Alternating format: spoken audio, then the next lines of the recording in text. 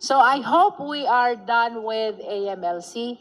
With the indulgence of the BIR and the SEC, former Senator Sani Trillanes is requesting to be called first because of some important matters he need to address after his appearance. So with your indulgence, we are opening the floor for clarificatory questions to our next resource person.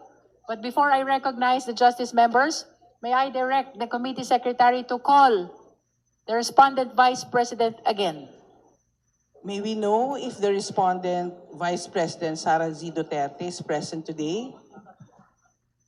The respondent is not present, Madam Let it be Chair. placed on our record that the COMSEC called the respondent vice president in order that the committee may provide her the opportunity to present her evidence or to raise clarificatory questions or even to present counter evidence through the justice members. That is for the record. Now we recognize the Honorable Laila De Lima.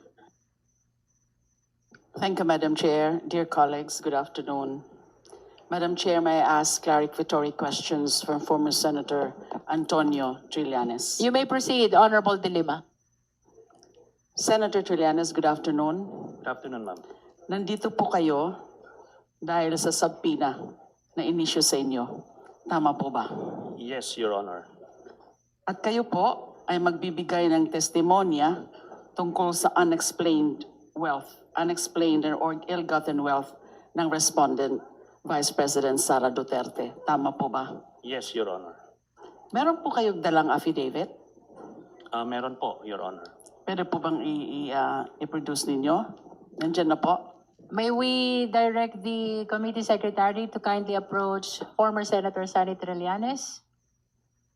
Nagbigay na po kami ng kopya ng notarized sinumpaang salaysay sa inyong committee secretary before the start of the hearing. With that, we note the manifestation of the Honorable Trillanes. Thank you. Senator Trillanes, yung affidavit niyo po, sinumpaang salaysay, consisting of 11 pages. Di ho ba? Yes, Your Honor. At meron din mga dokumento po kayong inilakip sa inyong affidavit upang patunayan ang statement ninyo dito. So meron po kayong mga annexes dito sa sinumpaang salaysay, Annex A to Annex Q. Tama po ba? Yes, Your Honor. Dala nyo rin po ba yung mga annexes na yon? Opo, Your Honor. Kasama po sa na-submit sa committee secretary, Your Honor. We note as well the manifestation of the Honorable Trillanes with respect to the submission of all the attachments.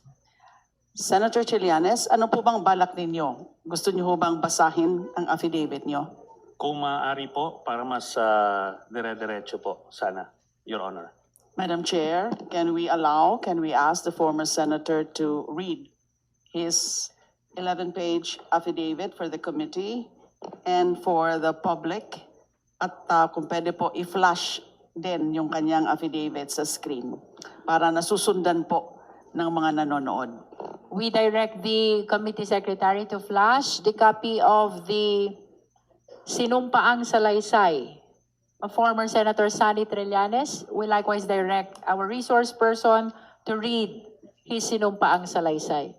You're recognized, Honorable Trillanes. Salamat po.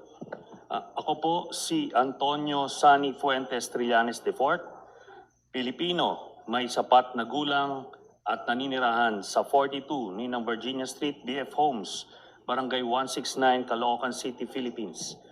Matapos makapanumpa ng naayon sa batas ay buong layang nagsasalaysay na dati po akong naglingkod sa bayan bilang senador ng Republika. Matapos mahalal sa nasabing katungkulan noong Mayo 2007 habang ako po ay nakapiit. At muling nahalal para sa ikalawang termino noong 2013. Ang pangunahing plataforma ko ay ang paglaban sa korupsyon at pagtaguyod ng reforma sa ating gobyerno. Natapos ko ang aking ikalawang termino noong Hunyo 2019.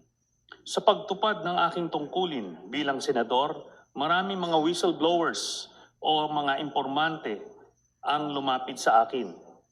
Ang ilan sa kanila ay nagbigay na mahalaga at kritikal na impormasyon tungkol sa iba't ibang isyung may kaugnayan sa pambansang interes na nagamit ko sa aking trabaho bilang mambabatas sa pag-imbestiga at sa pagpatuloy ng aking advokasya para labanan ang korupsyon at maitaguyod ang reforma sa gobyerno.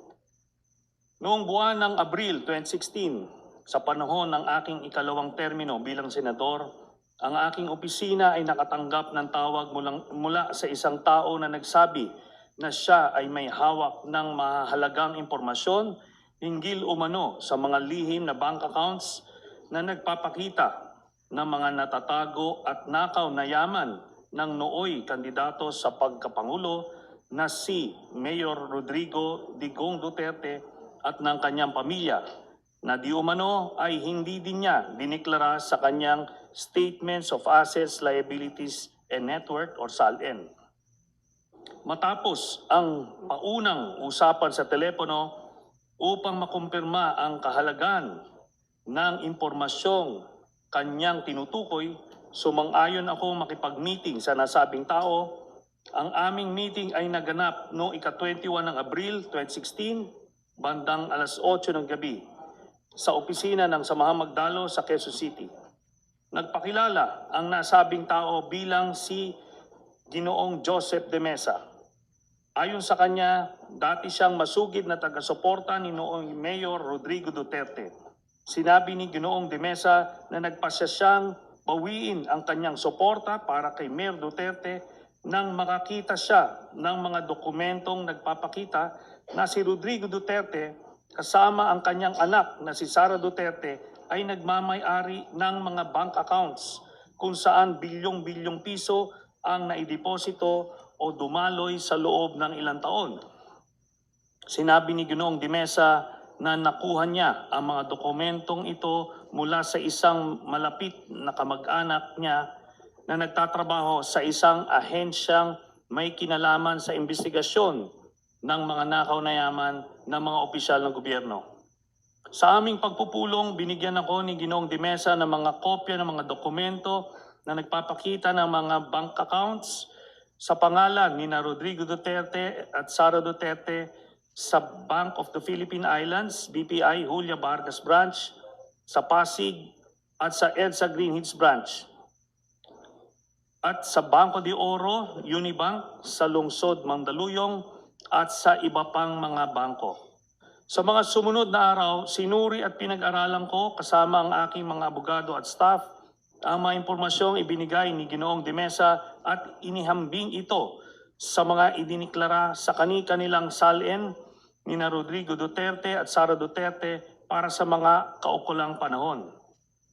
Nang makumpirma ko na totoo ang hawak kong mga dokumento, nagpasya akong isapubliko ang nasabing impormasyon dahil naniniwala akong mahalagang malaman ng ating mga kababayan ang pagpapanggap na ginagawa ng pamilya Duterte na ang kanilang pamilya raw ay mahirap at namumuhay ng simple, gayong sa katotohanan si Rodrigo Duterte at ang kanyang pamilya ay may mga joint bank accounts na may bilyon-bilyon na dumaloy na pera.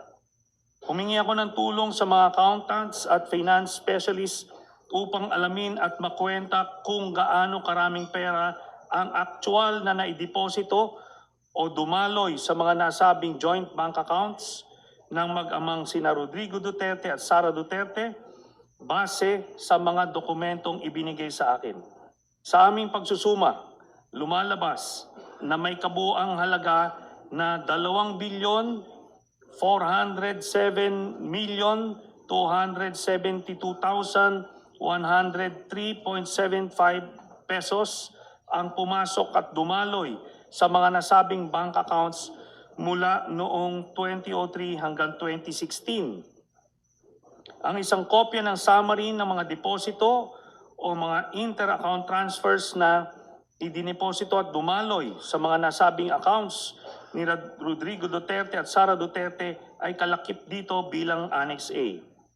Bukod sa mga dokumentong may kaugnayan sa mga accounts ni Rodrigo Duterte, binigyan din ako ni Ginoong de Mesa ng mga dokumentong nagpapakita ng mga bank accounts at bank transactions ng mga anak, manugang at common law wife ni Duterte na sina Sara Duterte, Paulo Pulong Duterte, Sebastian Baste Duterte, Maneses Manscarpio, Shelito Hanilet Abansenya, kasama ang kanyang anak na si Veronica Kitty Duterte. Batay sa mga nabanggit na records, nalikom ko ang mahalagang impormasyon ng kabuuang mga transaksyon pumasok sa mga bank accounts ni Sara Duterte lamang, kabilang ang joint account kasama ang asawang si Manscarpio at mga joint accounts kasama ang miyembro ng kanyang pamilya ay nagkakahalaga ng 111,634,144.05 as of April 2016. Ang kopya ng summary ng mga pera o transaksyong pumasok at dumaloy sa mga bank accounts ni Sara Duterte ay kalakip dito at ginawang bahagi ng salaysay na ito bilang Annex B. Noong 2016, inamin mismo ni Rodrigo Duterte na una na totoo na mayroon siyang bank account sa BPI Julia Vargas Branch sa Pasig at pangalawa na nabigo siyang ideklara ang nilalaman ng nasabing bank account sa kanyang salin. Ang pag-aming ito ni Rodrigo Duterte ay naganap matapos ko siyang hamunin na lumagda ng waiver of secrecy of bank deposits. Sa panayam ni Rodrigo Duterte sa media, ipinagtapat niyang mayroong humagit kumulang 200 million pesos na deposits sa naturang bangko at inilihim niya sa kanyang salin. Sa particular, and I quote, a little less than 200 million. Hindi naman ganong kalaki kasi walang account na 200 million, a little less than 200 million, wala na, ginastos ko na, nag-happy-happy ako. A little less than a million. End of quote, sabi ni Duterte. Ang kopya ng video ng naturang panayam ni Rodrigo Duterte sa media na siyang inilathala ng Rappler sa kanilang official YouTube account noong ika-29 ng Abril 2016 ay na-download ko at nakasave sa USB at ginawang bahagi ng salasay na ito bilang Annex C.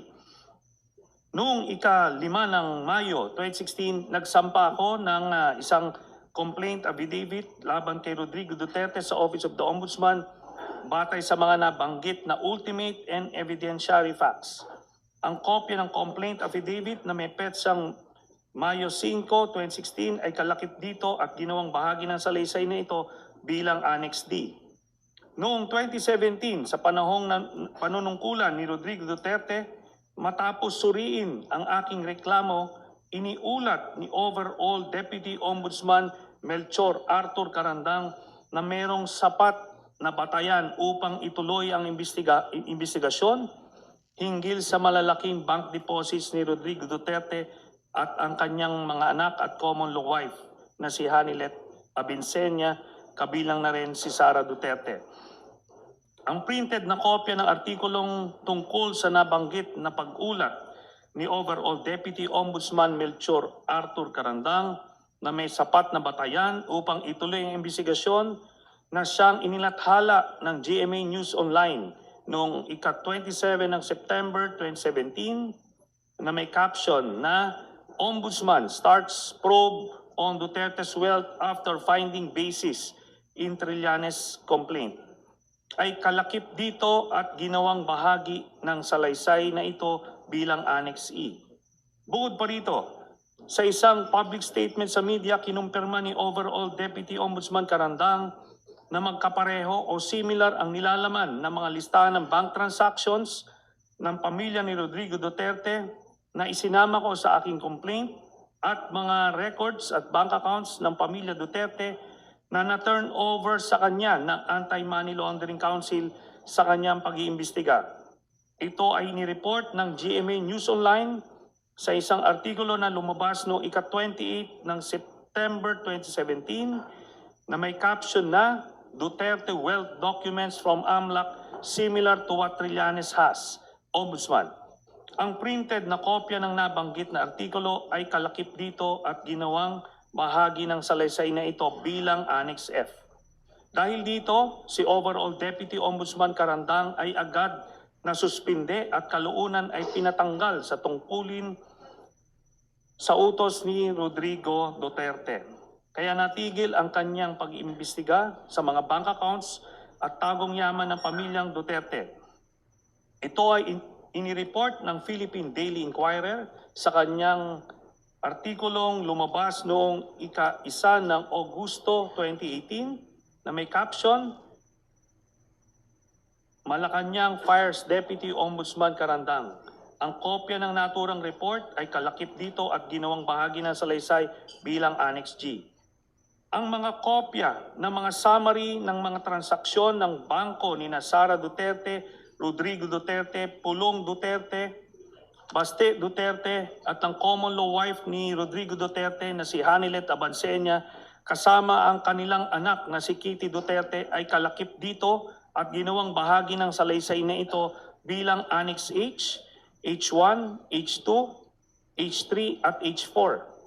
Batay sa mga nabanggit na records, nalikom ko ang mga sumusunod na mahalagang impormasyon na nagpapakita na si Sara Duterte at ang mga miyembro ng kanyang pamilya, kabilang na ang kanyang ama na si Rodrigo Duterte, ang common law wife ni Rodrigo Duterte na si Hanilet Abansenia, kasama pa ang kanilang anak na si Kitty Duterte, ang mga kapatid niya na si Pulong Duterte at Baste Duterte ay tumanggap ng pera o nag-encash ng daang-daang milyong halaga na mga cashier's checks o personal checks mula sa isang kilalang drug lord na si Sammy Uy, na kilala rin bilang Samuel Uy, gaya ng mga sumusunod.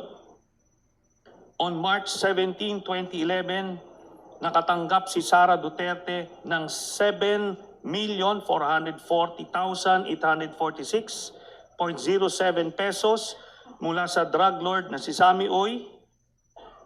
Noong 25 October 2011, nakatanggap muli si Sara Duterte ng kaparehas na amount na 7,440,846.07 mula sa drug lord na si Sammy Uy.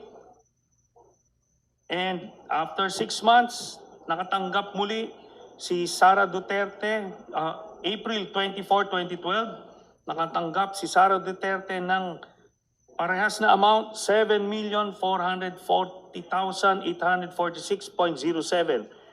Ang total na tanggap ni Sara Duterte mula kay drug lord na Sammy Uy ay 22 Excuse me, million. Senator Trillanes, Yes. sandali lang po, meron lang pong...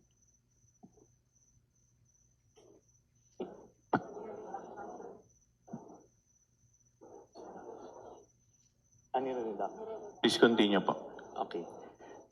Ang total po na natanggap ni Sara Duterte mula dun sa drug lord ni si Sammy Uy ay 22,322,538.21 habang mayor siya ng Davao City. Mr. Chair, very good po. We were just about to request po na i-flash na sa screen. Sir We were Daniel. just about to request po sana to flash sa screen yung matrix, pero ito, naka-flash na po. Thank you. Thank you. Please proceed, Senator Trillanes. Si Rodrigo Duterte naman nakatanggap din ng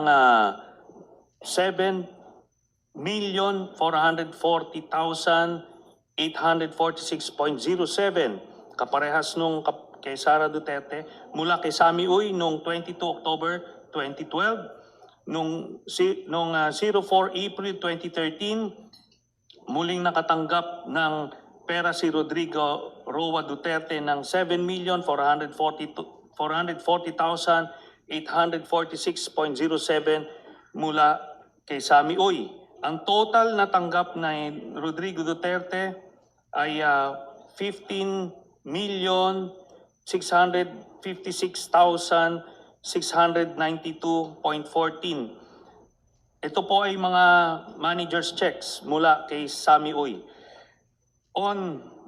Kay Sebastian Duterte naman, noong 09 March 2011, nakatanggap si Baste Duterte ng 10,316,000 pesos mula kay Sammy Uy. Again, noong 25 October 2011, nakatanggap si Baste Duterte mula kay Sammy Uy ng 10,316,592.68. Noong 23 April 2012, nakatanggap si Baste Duterte mula kay Sammy Uy ng parehas na amount, 10,316,592.68 pesos. On 22 October 2012, nakatanggap muli si Baste Duterte mula kay Sammy Uy ng 10,316,591.18 pesos.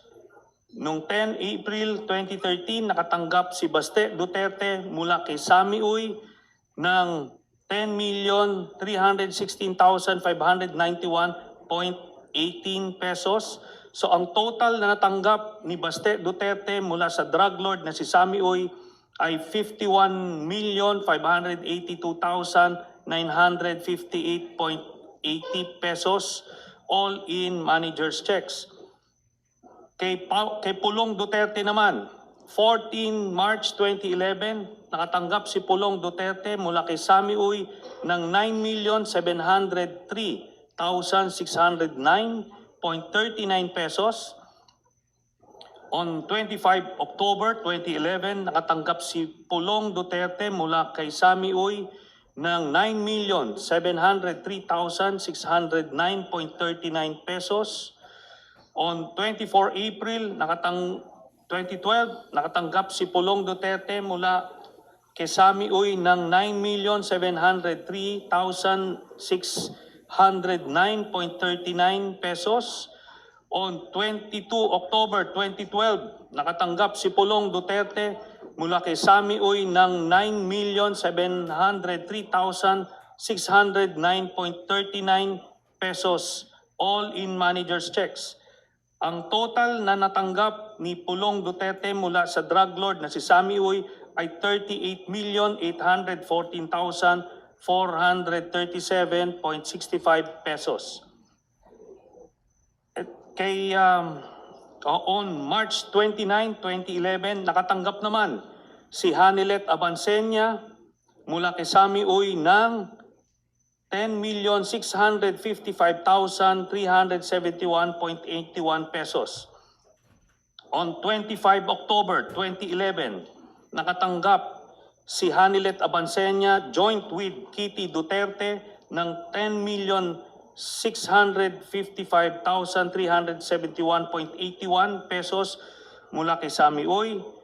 On 23 April 2012, nakatanggap muli si Hanilet Abansenya joint with Kitty Duterte mula kay Sammy Uy ng 10,655,373.31 pesos.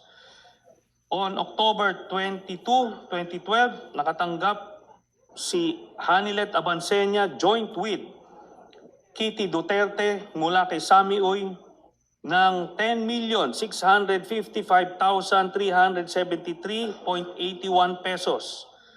On 10 April 2013, nakatanggap si Hanilet Abansenya joint with Kitty Duterte mula kay Sammy Uy ng 10,655,373.81 pesos in manager's checks. Ang total na natanggap ni Hanilet Abansenya joint with Kitty Duterte mula sa drug lord na si Sammy Uy ay 53,276,860.55 pesos. Ang grand total na nakuha ng Duterte family mula sa isang drug lord na si Sammy Uy ay 181,653,487.36. Ang kopya ng summary ng mga transaksyon sa bangko na nagpapakita ng mga payout ng kilalang drug lord na si Sammy Uy, kina Sara Duterte at sa mga malalapit na miyembro ng kanyang pamilya ay kalakip dito, ginawang bahagi ng salaysay na ito bilang Annex I.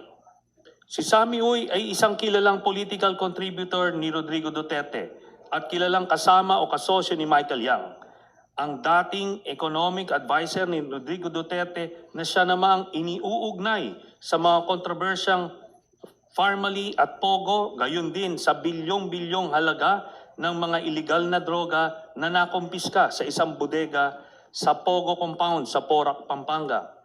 Ang kopya ng artikulo na sinaliksik at sinulat ni na Carol Ilagan at Malu Mangahas ng Philippine Center for Investigative Journalism na may pamagat na 334 million from only $13 funded Duterte presidency ay nailathala noong ika-5 ng Disyembre 2016 kung saan naisiwalat na si Sammy Uy ay kasama sa eksklusibong grupo ng political contributors ni Rodrigo Duterte ay kalakip dito at ginawang bahagi ng salaysay na ito bilang Annex J.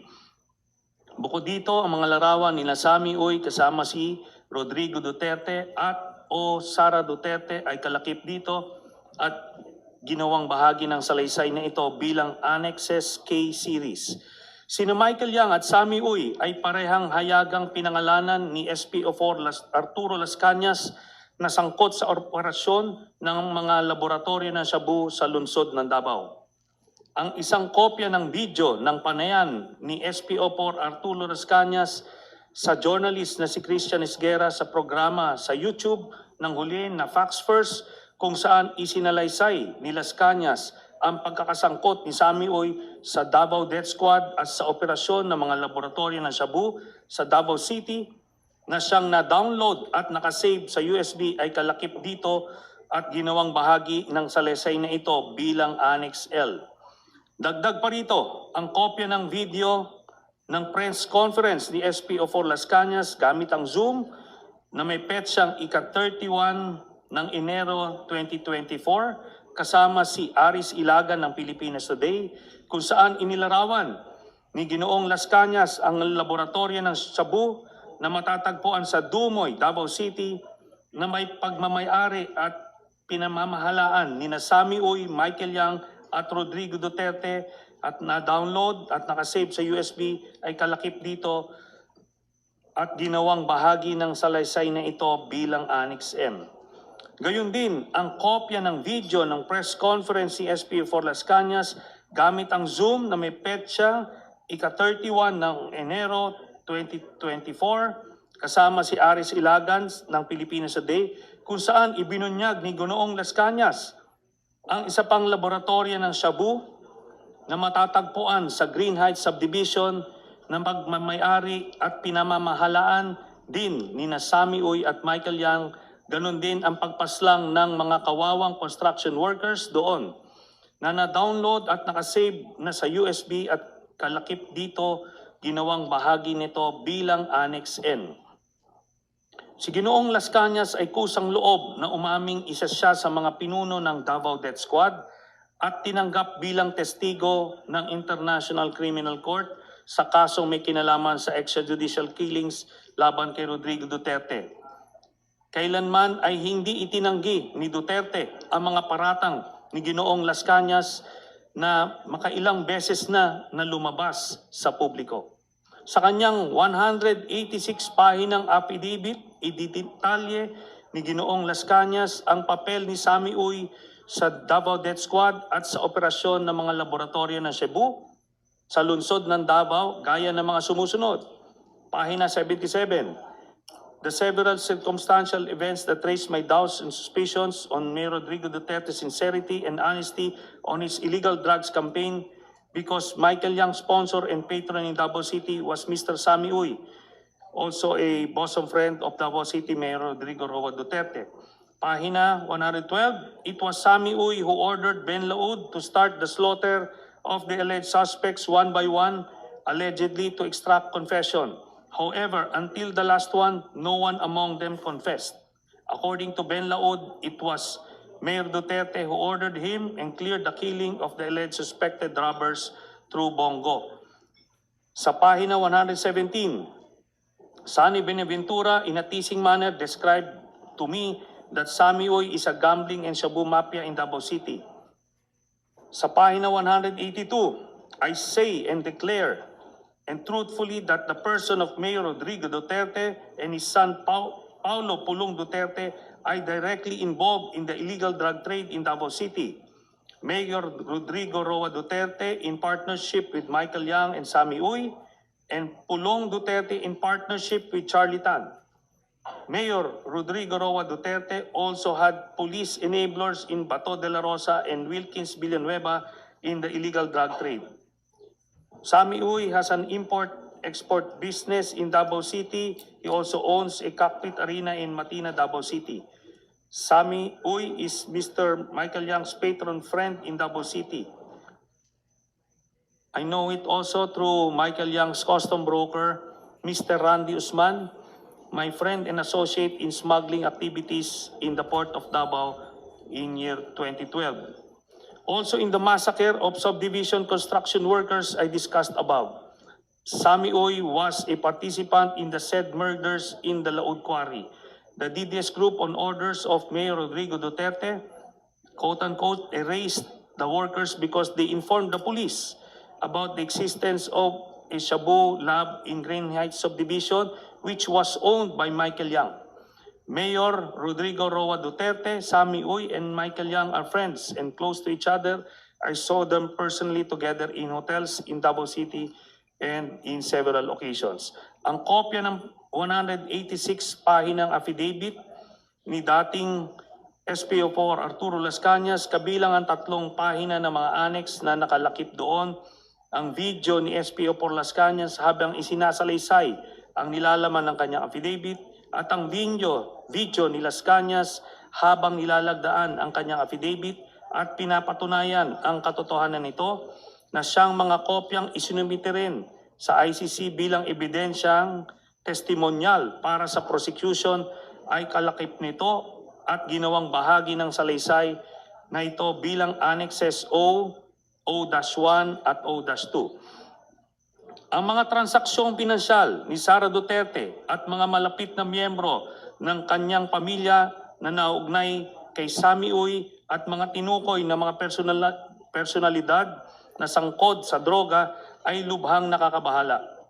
Hindi lamang ito ay malinaw na paglabag sa konstitusyon at sa iba't ibang batas ng bansa, kung hindi malinaw din na naglalagay sa malalim na pagdududa sa kanyang personal na integridad at kakayahan o moral capacity upang patuloy na magsilbi bilang pangalawang Pangulo ng Republika. Kaya naniniwala ako na dapat lamang panagutin siya at litisin sa pamamagitan ng impeachment. Bahagi ng nabanggit na yaman ni Sara Duterte ay maliwanag na makikita na galing sa payouts ng kilalang drug lord na si Sammy Uy na pumapasok sa kanyang bank accounts at inilihim niya sa kanyang salin mulang 2007 hanggang 2013 at sa taong 2016. Ang pagkabigo ni Sara Duterte na ideklara ang kanyang kabuang yaman ay sinaliksik at inireport nila Florin Simon at malumangahas ng Philippine Center for Investigative Journalism, PCIJ, sa kanilang ulat na may pamagat, Duterte, Sara, Paulo, marked big spikes in wealth, cash while in public office. Na nailathala noong ika-4 ng Abril 2019 na siyang kalakip dito at ginawang bahagi ng salaysay na ito bilang Annex P. Alinsunod sa mga nabanggit na mahalagang impormasyon, isa ako sa mga nagreklamo at nagsampa ng isang verified complaint laban kay Sara Duterte sa Office of the Ombudsman noong ika-21 ng Enero 2026 dahil sa kanyang malinaw na pagkakasangkot sa money laundering at pagkakaroon ng ill-gotten wealth, hindi maipaliwanag at natatagong yaman o suhol na nagkakahalaga ng daang-daang milyong piso na maliwanag na hayagang paglabag sa saligang batas at sa mga umiiral na batas. Ang kopya ng verified complaint na may petsang ika-21 ng Enero 2026 ay kalakip dito at ginawang bahagi ng salaysay na ito bilang Annex Q. Sa kabuuan, sa aking pananaw, lumalabas na lahat ng ito ang mga sumusunod. Una, si Sara Duterte ay kasangkot sa korupsyon noong unang pumasok pa lang siya sa gobyerno. Pangalawa, si Sara Duterte ay may mga tagong yaman na nakuha niya sa mga iligal na paraan. Pangatlo, si Sara Duterte ay hindi nagdedeklara ng kanyang tunay na yaman sa kanyang salin. Pang-apat, sina Sara Duterte at ang mga malalapit na miyembro ng kanyang pamilya na sina Rodrigo Duterte, Pulong Duterte, Baste Duterte, Hanilet Abansenya at Kitty Duterte ay tumanggap ng daang-daang milyon na pera mula kay Sammy Uy na isang kilalang drug lord. Sa aking paniniwala, ang lahat ng ito ay pasok sa impeachable offenses na betrayal of public trust, graft and corruption, at other high crimes na nakasaad sa ating saligang batas. Ang sinumpaang salaysay na ito ay aking kusang loob na isinagawa ng walang naguudyok o panakot bilang patotoo sa lahat ng nabanggit at nakasulat dito bilang aking personal na testimonya sa impeachment hearing ng House Committee on Justice sa kasong impeachment laban kay Sara Duterte at para sa anumang legal na maaring paggamitan nito. Ito pong sinumpaang salaysay na ito ay sinumpaan ko noong April 21, 2026 sa harap ng Notary Public. Salamat po, Mr. Chairman. Thank you, Senator Trillanes. Comsec, please provide copy of sinumpaang salaysay to all the justice members for reference. Honorable De Lima, Thank you, Madam Chair. May I proceed with my clarificatory questioning? kindly proceed. My clarificatory questioning will focus on certain annexes, Annexes A, B, H, and I, and paragraph 23 of the sinumpaang salaysay. Nabanggit niyo po, Senator Trillanes, sa paragraph 9 ng inyong sinumpaang salaysay, na sa tulong ng mga accountants at finance specialists, napag-alaman ninyong mayroong kabuuang mahigit 2.4 billion piso. Ang exact amount po ay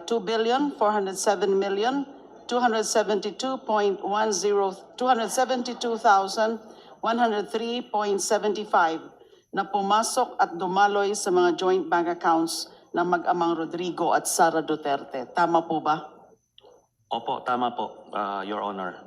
Nabanggit nyo rin po kanina na mayroon kayong kopya ng summary ng mga deposito at o mga inter-account transfers na indineposito sa mga accounts ni na Rodrigo Duterte at Sara Duterte. Tama po ba?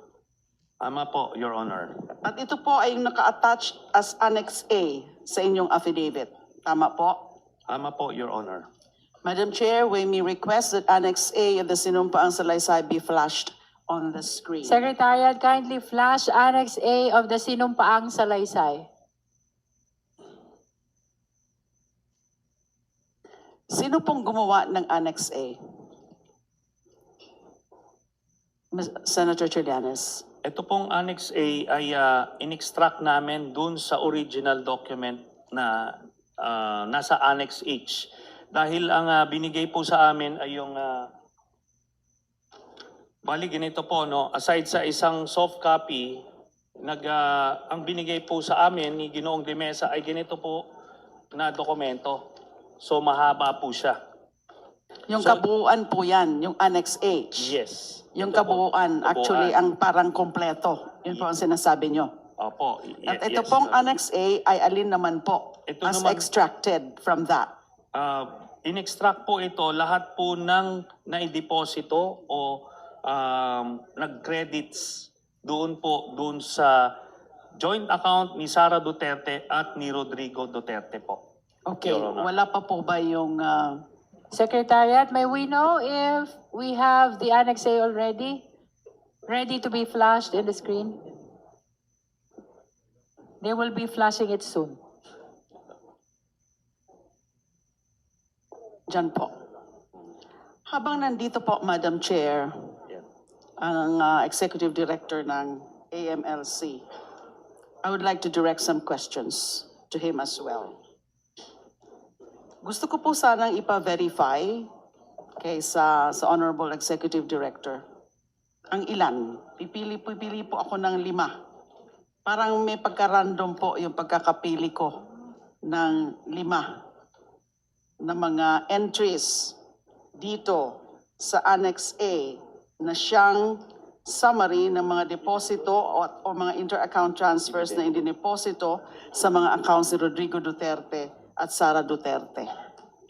Maaari ho bang gawin yon, yung pag-verify sa dala-dala nyo na records? Naisabit ko na po, Madam Chair, yung record. But if this is part of your report, perhaps you can verify.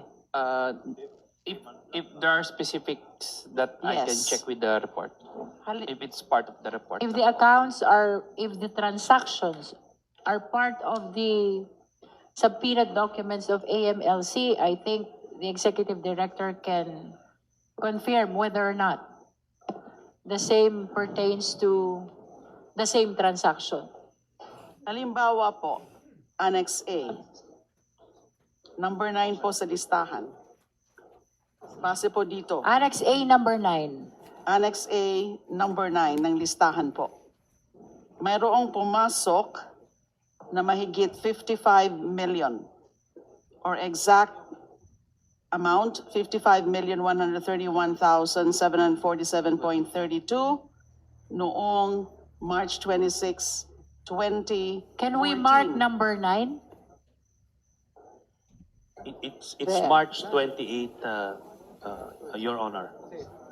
Oh yes, I stand corrected. It's March 28. So mako-confirm niyo ho ba? Please limit your confirmation to whatever appears only in the report of the AMLC. Base po ba sa documents na sinabit ninyo sa committee, ang transaksyon ito ba ay nasa suspicious or covered transactions report ninyo? Madam Chair, what I have with me are just copies of the financial reports. The CTRs and STRs were actually submitted already. These involve the voluminous accounts. If we want, we can go over this and check these accounts specifically if, just to confirm whether there is this transaction or not. Perhaps you can ask some of the AMLC officials to do the confirmation. Pong Laila, since there are voluminous records, where to check the identified transactions from the attachment of Senator Trillanes, perhaps we can advance Yeah. the transactions which you want to be confirmed. And Yes, then they will be actually- checking. Actually, I've chosen only 5 each, 5 entries of each of these annexes para hindi naman po marami yung i-confirm ng ating AMLAC. So, for Annex A, ito po ang Closer to the microphone, ma'am. ito po ang gusto ko po sanang ipa-confirm kung kasama ang mga transaksyon ito sa suspicious or covered transactions report nila. So number 1 is the page 1, number 9 sa listahan, 55 million noong March 28, 2014. Next would be same page 1, number 16 sa listahan.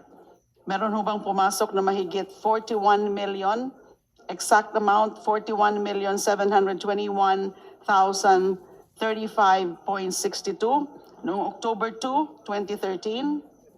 Next would be sa page 3 ng Annex A, number 44 sa listahan sa halagang mahigit 53 million.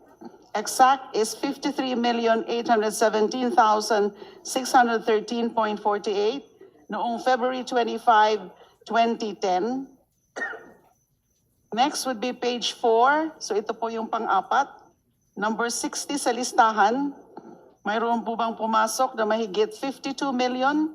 Exact amount is 52,485,191.85 noong April 14, 2009.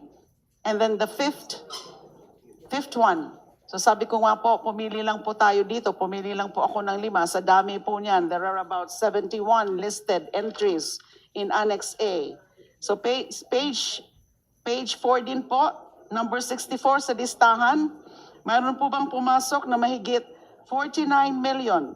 Ang eksakto pong amount, 49,281,009.98 noong 22 May 2007.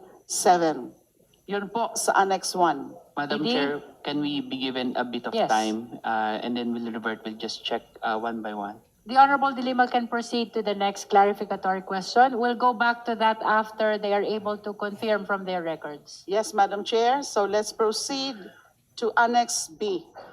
So this is also confirmation of transactions? Confirmation but some preliminary question lang po. Isang preliminary question lang po kay Senator Trillanes. You may proceed. So sa Annex B nyo po, balikan po natin na nabanggit nyo rin po sa paragraph 12 ng inyong sinumpaang salaysay na may mahigit 111 million piso o eksakto 111,634,144.05 as of April 2016, nakabuang value ng pumasok na transaksyon sa mga joint bank accounts ng mag-asawang Sara Duterte at Mans Carpio at mga joint accounts kasama ang iba pang miyembro ng pamilya Duterte. Tama po ba? Yes, Your Honor. Nabanggit rin niyo po na mayroon kayong summary ng mga pera o transaksyong pumasok at dumaloy sa joint account ng mag-asawa at joint accounts kasama ang iba pang miyembro ng Duterte family. Tama po ba? Yes, Your Honor. At ito ay naka-attach bilang Annex B ng inyong affidavit. Yes, Your Honor.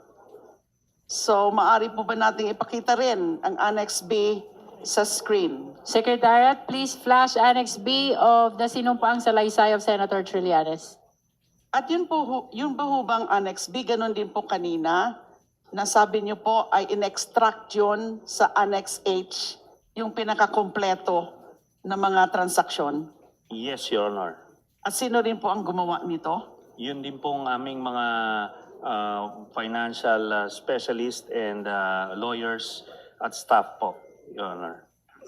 With respect po sa Annex A, just like sa Annex B, just like sa Annex A po, ito rin po ang ipapa-confirma ko sa Amla, please AMLC. take note of the transactions which will be mentioned by the Honorable De Lima for your verification and confirmation. 5 rin po ito. Sa page 1, row 5, mayroong 2.5 million pesos na pumasok sa noong June 11, 2015. Next would be page 2, row number 19, mayroong pumasok na 2,987,542.24 noong December 6, 2013. Under the name Sebastian Duterte, Sara Duterte, Paulo Duterte, Elizabeth Duterte. Pang-apat po, at pangatlo po, sa page 2, rin po, row number 20, meron ho bang pumasok na 2,926,594.60 noong January 31, 2012. Pang-apat po, page 3, row number 31. Meron ho bang pumasok? 2,1,563.86 noong May 19, 2010. Ganon din po sa mga pangalan nila Sebastian Duterte, Sara Duterte, Paulo Duterte, Elizabeth Duterte. Panglima pong napili ko na numero, na entry po, sa page 3, row number 38, meron ho bang pumasok na mahigit 2 milyong piso? Or 2 million, or the exact figure is 2,114,168.43 noong May 14, 2008. Yan po yung 5 insofar as Annex B is concerned. I'll proceed to Annex H. Senator Trillanes, Yes, Your Honor. nabanggit nyo rin po kanina na sa paragraph 22 ng inyong salaysay na mayroon din kayong summary ng mga transaksyon, paglabas at pagpasok ng pera sa mga bangko ni Sara Duterte, Rodrigo Duterte, Pulong Duterte, Baste Duterte, at ng common law wife ni Rodrigo Duterte na si Honilet Avancenia kasama ang kanilang anak na si Kitty Duterte. Tama po ba? Yes, Your Honor. At ito ang dokumentong naka-attach bilang Annexes H and Sub-Annexes Inclusive ng inyong salaysay. Yes, Your Honor. At yan po yung sinasabi nating master list or master table. Yes, Your Honor. So maaari rin po ba nating ipakita, Madam Chair, sa screen yung Annex H? It's already in the screen, Honorable De Lima. Salamat po. So sa AMLAC sa AMLAC naman po, ito naman po yung gusto kong ipa-confirm. Again, this is rather randomly actually. yung AMLC, pagkapili ko please po take dito. note of the transactions. Sa page 4, mayroon daw inter-account transfer sa halagang 16,852,832.94 noong December 9, 2014. Next, sa page 5 po, nakalista rin ang inter-account transfer in the amount of 41,721,035.62 noong March 28, 2014 na pumasok sa bank account ni Sara Duterte at ni Rodrigo Duterte. Next would be, nakalista po itong debit memo sa page 9 ng dokumento in the amount of 1 million pesos under the name Sara Duterte. Meron po bang transaksyon na ito sa records ninyo? Next, sa page 10 ng Annex H, mayroong cash deposit na halagang 1,750,617.84 sa pangalan ni Sara Duterte noong March 3, 2011. Next, the fourth one, sa page 11,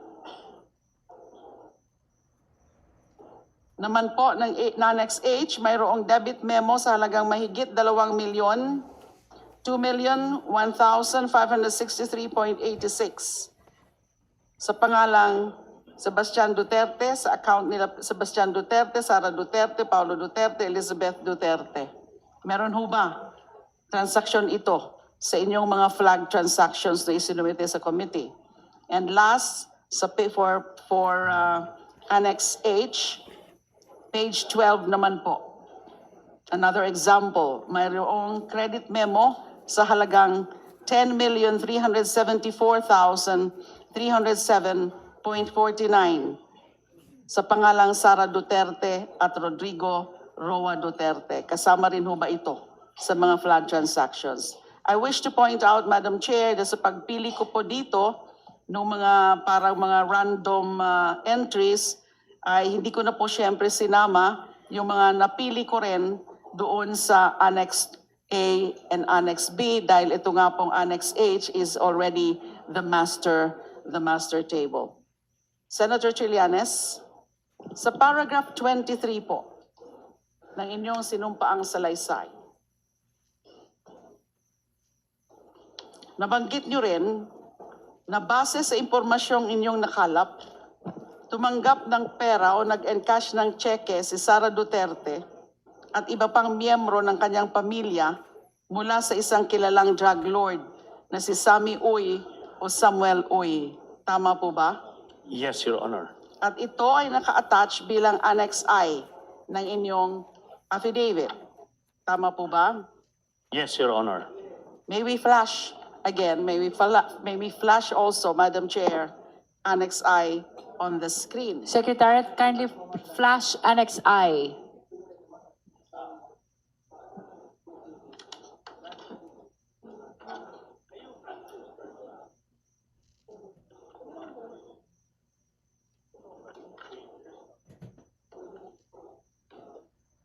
Annex I of the affidavit, please. Secretariat, please flash.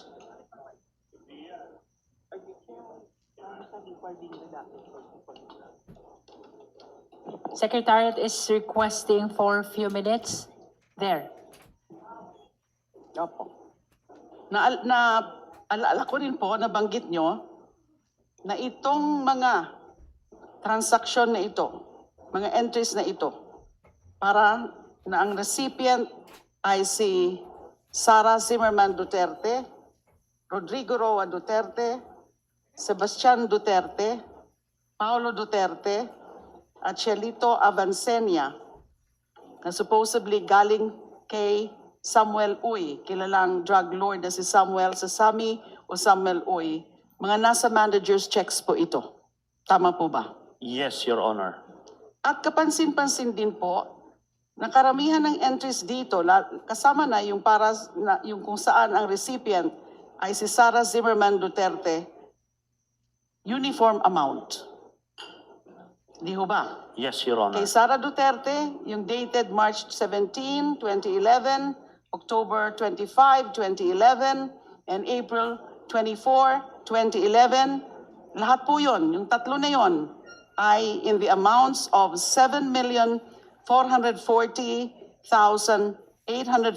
7,440,846.07 uniform amounts. Yes, Your Honor. And same with the one of Digong Duterte as well. Yeah, two of the three Yeah, two of the kay Digong Duterte, Rodrigo Duterte. Ganon din yung para kina Sebastian Duterte, mga uniform amounts in manager's checks. Yes, Your Honor. Ganon din po yung kay Paulo Duterte, uniform amounts. Yung kay Sebastian Duterte po, uniform amounts of 10,316,592.68 or 0.18 or 0.68. At yung kay Paulo Duterte, uniform amounts of 9,703,609.39. At yung naman kay Cielito Avancenia, uniform amounts din po, limang entries po ito,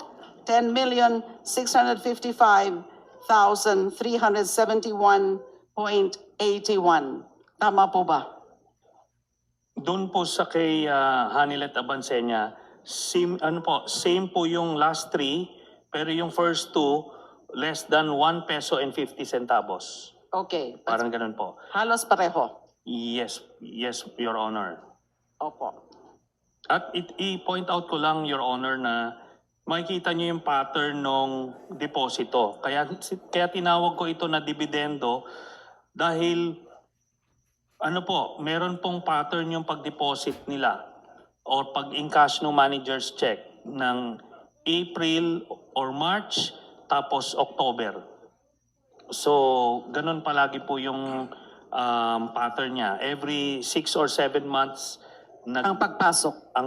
nagbibigay po ng dividendo through manager's check na ang account owner po dito ay si Sammy Uy. Siya po ang account. Siya ang account Siya po ang owner. account owner. Nag-issue siya ng manager's check sa pangalan po nitong mga bawat miyembro ng pamilya Duterte, Your Honor. So lahat manager's checks. At ang pangalan ng account, si Samuel Uy. Yes, Your Honor. Okay. Sa AMLAC naman po, ang gusto ko lang pong ipa-confirm ay yung tatlo na entries para kay Sara Zimmerman Duterte. AMLA, please take note. Nandyan po, naka-flash po yan sa Annex I, yung kay Sara Duterte, yung tatlo po na ang mga amounts ay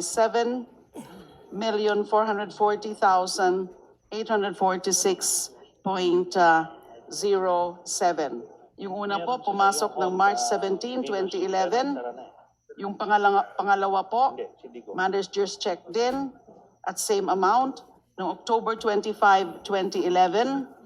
At yung pangatlo po, parehong amount noong 24 April 2012. So yun po ang gusto ko po sanang ikumpirma ng AMLAC kung kasama sila doon sa listahan, doon sa mga suspicious transactions. AMLA, please signify once you're ready to answer. And please limit your answer to the queries of the Honorable De Lima as to whether or not they are part of your report. That is to be consistent to the nature of our proceeding.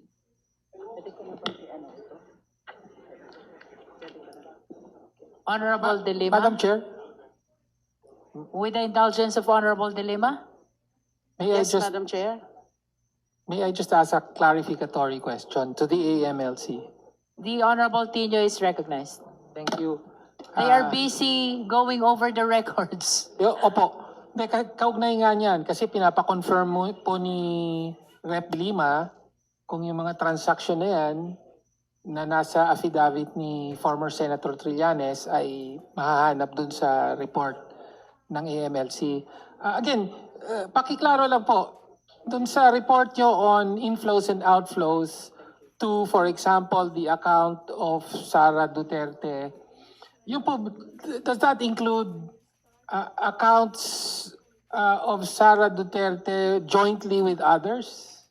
Ibig sabihin, pati yung mga hindi lang solong account niya. That is correct, Madam Chair. Okay, so posibleng are you at liberty to disclose as well kung anong mga joint accounts ito o hindi?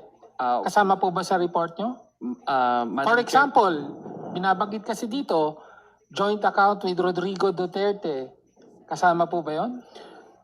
Madam Chair, in our report, our focus was on the transaction. Okay. So there are some accounts that were mentioned, but they are not identified on the basis of the personalities. So as we mentioned earlier, we're not really looking at the personalities. We're looking at the flow of money. So when we analyze, it's more on the money trail. Okay. So in other words, kasama yung mga joint accounts with others. There may There be may be. indicated, but we cannot say that all of Okay. them. Thank you, Madam Chair. Madam Thank you to Chair, the Honorable De Lima. welcome. Madam Honorable Chair, De Lima, you may continue. while waiting for the confirmation from the AMLAC on those entries that I indicated, I wish to ask questions on another matter This To is also AMLAC. for Senator Trillanes? for AMLAC po. For AMLA. AMLC, Executive Director, Yes, ma'am. dun po sa mga submissions nyo sa committee, meron ho ba kayong sinubmit na document na confidential information sharing? Sorry. The confidential information sharing?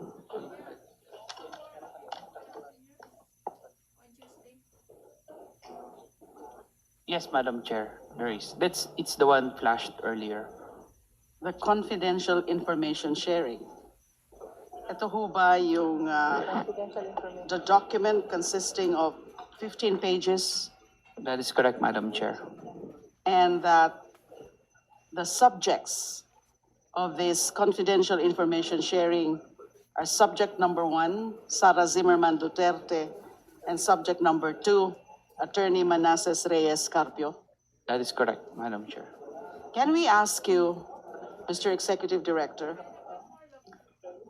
to read please for us? speak closer to the microphone, Kong. Can we ask you po to read for us paragraph 14 of that confidential information sharing under the caption derogatory records involving subject number 1, Sara Zimmerman Duterte? Can you please read for the record? So based on records, derogatory records, number 14, VP Sara was the subject of suspicion in 27 confidential reports submitted by covered persons on 2 August 2024 to 29 January 2026, citing suspected activities involving drug trafficking and related offenses, graft and corrupt practices, and malversation of public funds and property. Drug trafficking and related offenses, so triggered in connection with the House Quad Committee hearing on former President Rodrigo Duterte's war on drugs, as well as by news reports alleging the involvement of VP Sara's husband in the 6.4 billion shabu importation in 2017.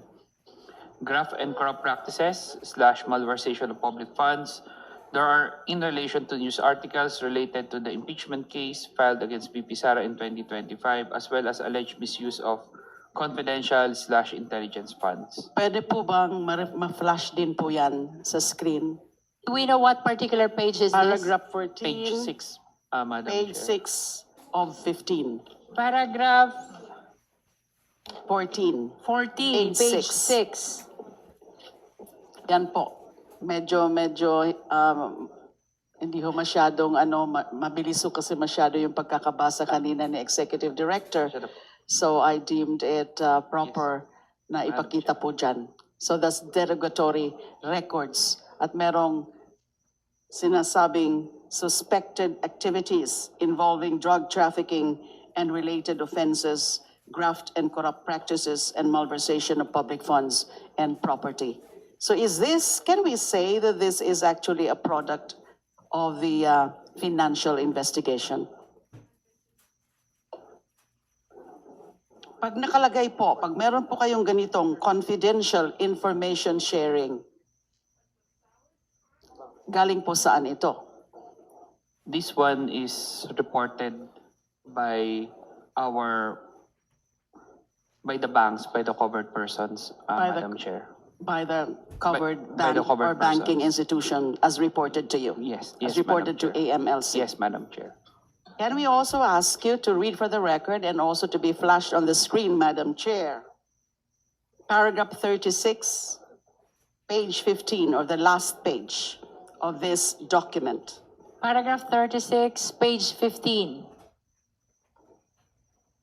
Can we ask the Honorable Executive Director to also read for the record as it is flashed on the screen?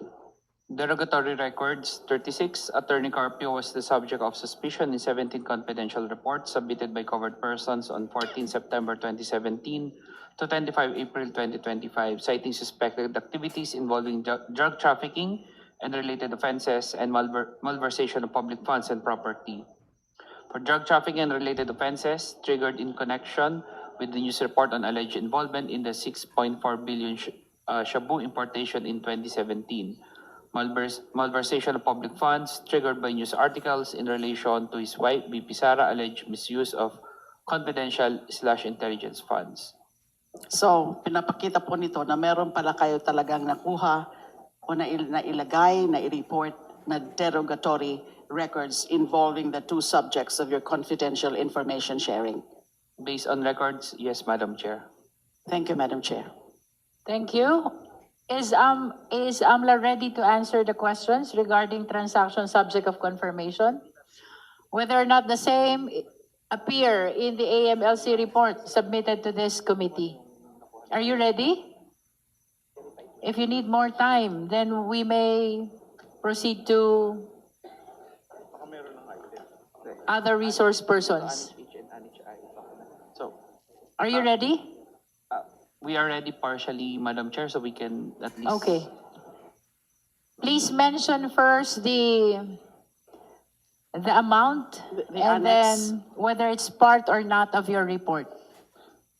Okay, for Annex H, Madam Chair, so to clarify, I am not confirming the report provided by, mentioned earlier because I am not privy whatever the source of that report.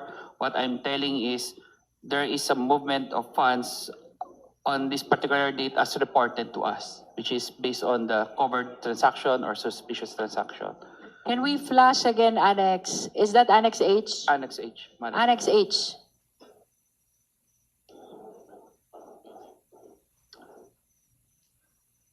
To be responsive to the request of the Honorable De Lima, can you at least say whether that transaction is part of the report of AMLC? Kasama po ba itong transaction na ito sa report ng AMLC na sinumite dito sa Justice Committee? Madam Chair, given that we are only given limited information, I cannot confirm, for example, what's the nature of the transfer, where is the addressee and all. So what we can We are only- not inquiring as to the nature of the transfer, just No. whether or not that amount appears as well in the report of the AMLC. I can confirm, Madam Chair, if there is a movement of funds on that same date with the same amount involving the same That amount. will with be regard. enough. Okay. That will be enough. Okay. So for, Madam Chair, to be clarified now, when you say, pag sinabi po ninyong movement, ibig sabihin, may deposito? there's Tama a po ba? transaction. There's a transaction. From one transaction to another. Yes, Madam So, ibig Chair. sabihin, may deposito na ganitong amount sa isang bangko, pumasok sa isang bangko. Tama po ba? We'll have to verify if it is a fund transfer or fund out or deposit. Nonetheless, please limit your answer to what appears already Okay. in the report.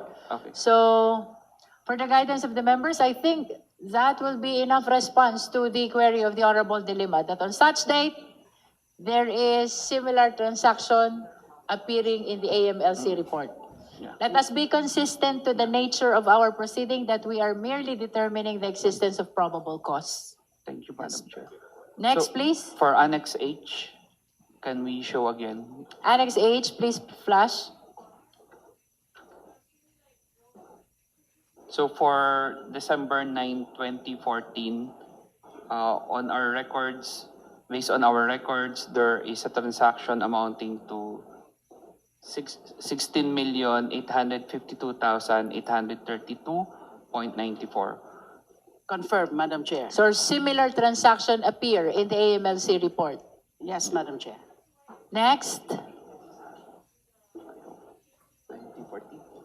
For March 28, 2014, there is a transaction amounting to 41,721,035 pesos, 0.62. in other words, it's confirmed. Similar transaction appear in the AMLC report. Next, For May 19, 2010, there is a transaction that we saw in the amount of 2,001,000 pesos, 563.86. confirmed. Similar transaction appear in the AMLC report. On February 4, 2010, there is a transaction amounting to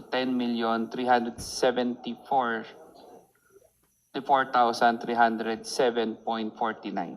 Confirmed again. Similar transaction appear in the report.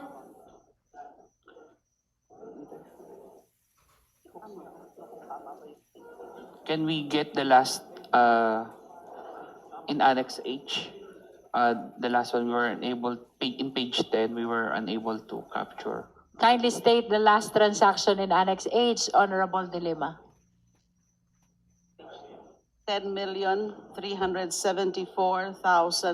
10,374,370, We have confirmed that 307.49 at page 12. in page 10, Madam Chair, Page 10. the transaction in page 10. Wala. Page 10, that's March 3, 2011, All right.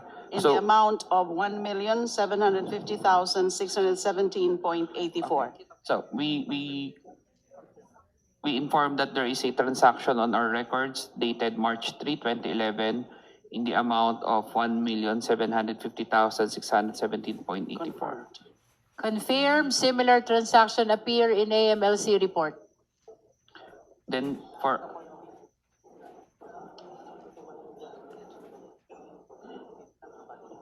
can we ask the last one, the one involving 1 million pesos, the particular date, Madam Chair?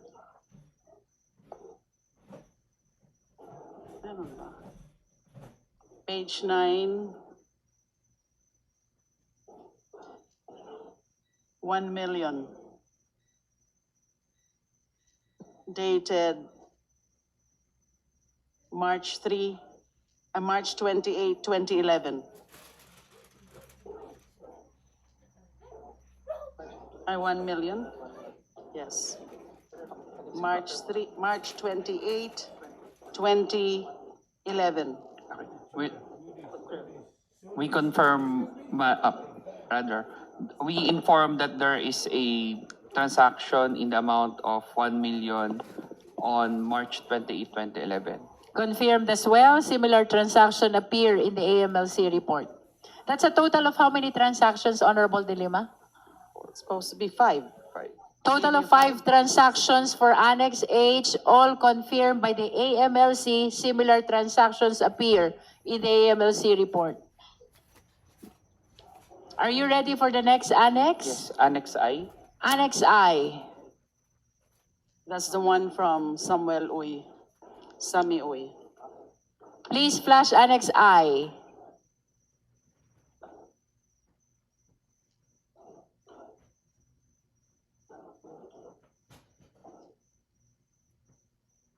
We inform that based on our records, there is a transaction in the amount of 7,440,846.07 on March 17, 2011. Confirmed. For the first transaction, confirm. Similar transaction appear in the AMLC report. We inform that on October 25, 2011, there is a transaction in the amount of 7,440,846.07. Likewise, confirm for the second transaction. Similar transaction appear in AMLC report. Third, On April 24, 2012, we inform that there's a transaction in the amount of 7,440,846.07. the third transaction is likewise confirmed. Similar transaction appear in the AMLC report. So this total of 3 transactions appearing in Annex I with the title Sami Uy Payouts to Sara Duterte and Family. All of this were confirmed by the AMLC that similar transactions appear in their report. Madam Chair, point of clarification. Honorable DS J.J. Suarez. Tama po ba ang pagkaunawa ko na ito pong kinukumpirma ng AMLC ay yung mga lumabas sa sinumpaang salaysay ng ating dating Senador Sani Trillanes? That is correct. So ito po yung mga ilan sa mga bank records na binabanggit. Ngayon po, at nakakailang banggit na po tayo na lumalabas ay tama. At least similar transactions exist in Randomly the selected. AMLC report. These are randomly selected Yes. entries. or Transactions were randomly selected by the Honorable De Lima, and she requested the confirmation of the AMLC whether or not similar transactions appear. And so far, 8 transactions have been confirmed already by the AMLC. Maraming salamat po, 8 Madam out Chair, of for the 8. clarification. Are you ready to continue, AMLC? Yes, Madam Chair. Okay, for what annex is that? Annex B. Please flash Annex B. First transaction. So we inform that there is a similar transaction based on our records on June 11, 2015 in the amount of 2,450,000 pesos. Confirm, similar transaction appear in the AMLC report. Next. We inform that on December 6, 2013, there is a transaction in the amount of 2,987,542.24. Confirmed as well, similar transaction appear in the report. We confirm that on January 31, 2012, there is a transaction in the amount of 2,926,594.60. Confirmed again, similar transaction appear. We confirm, we inform that on May 19, 2010, there is a transaction in the amount of 2,001,563.86 pesos, centavos. Third transaction is confirmed. We inform that there is a transaction on May 14, 2008 in the amount of 2,114,168.43. Confirmed again, appearing in the report. So that's the 5th one po, Madam Chair. That's So the the fifth. last for, So Annex far we B. have 13 out of 13 transactions randomly selected by the Honorable De Lima, but confirmed to be existing at least as similar transactions in the AMLC report. Ready to continue, AMLC? Madam Chair, may we ask the the Congressman De Lima if we can get again the accounts in Annex A? We were not able to jot down. Annex A. yes po. These are also 5 transactions. number 9, page 1 of Annex A, 55,131,747.32, March 28, 2014. Got it po? The second one po, number 16, page 1, 41,721,035.62, October 7, 2013.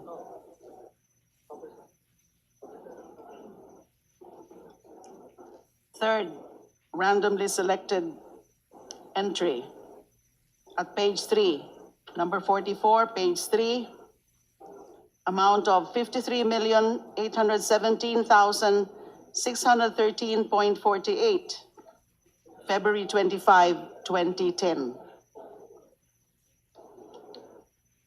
Fourth, at page 4, number 60, amount of 52,485,191.85, April 14, 2009. And the fifth one, also at page 4, number 64, 49,281,009.98, May 22, 2007. 5, randomly selected entries from Annex A, joint account of Rodrigo Duterte and Sara Duterte.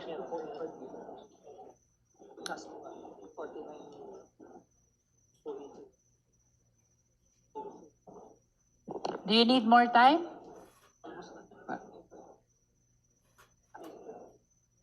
Ready to answer? Yes, Madam Chair. You may proceed. We confirm that for all the dates and amounts mentioned, there are similar transactions existing in the AMLC report. Okay. What annex is this again?